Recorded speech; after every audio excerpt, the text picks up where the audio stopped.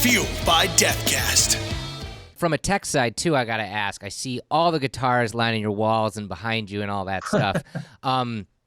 Favorite guitar to play on? Okay, to play on?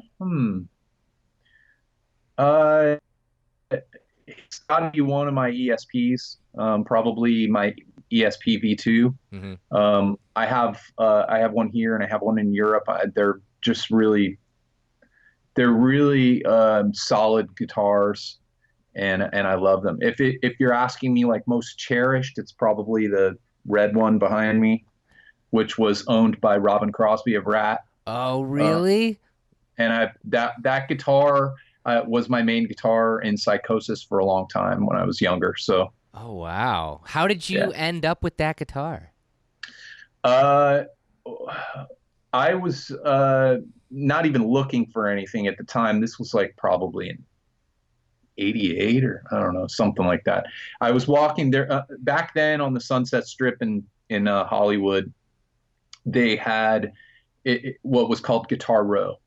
So there was Guitar Center, and then across the street there were like 2 guitar stores and the Mesa Boogie store, and then around the corner there were like a couple more guitar stores. It was crazy. Like there were just guitars everywhere, like in a 1-block area. You could spend all day going from store to store to store and just look at and play guitars. Awesome. So I went in one store, and I can't even remember which one it is. It was across the street from Guitar Center, and I walked in there and I saw this red V and this Jackson, and I was like, man, that's awesome. It was pretty much exactly what I would have like custom made if I had it, Right. the ability to. So I went up to the counter and I asked the guy how much it was, and he told me $800. And I was like, okay, cool. And I had a rule back then, and I still sort of do, where if you go into a store and you look at a guitar and you see it and you play it and you really like it, you put it down and leave, and you come back another day. If it's still there, you're meant to have it. If somebody else bought it, you're not. I like It that. was I don't know why. It's always kind of been my rule. So I came back a couple days later, and the guitar was still there. And I took it up to the counter and I said, I want to buy this. And the guy said, okay, it's $900. I said, no, I came in the other day and you said it was $800. And they didn't even know what they had, really. I mean, I took it to, I had a deal with Jackson back in the 2000s, and I took it to the Ontario factory, which doesn't exist anymore, but or maybe it does. Maybe that's where they make them now.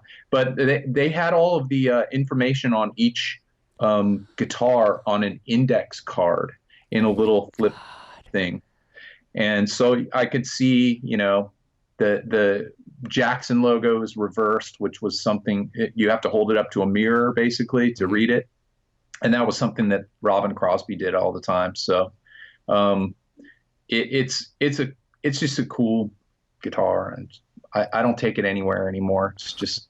It's a decoration, more or less. I get it down and play it for fun every once in a while. But So, did you find out that it was Robbin's guitar when you took it to the Jackson plant, or did you know before that? I knew before that. As soon as I saw it with the reverse logo and all of that, and I knew it when it was at the store, and they didn't know it, and so. Unfortunately, the reality of it is that he probably sold it for drugs because he was heavy into heroin and stuff. And, so in a way I feel bad, but at least the guitar, lived on and got played on stage many times after that. So That's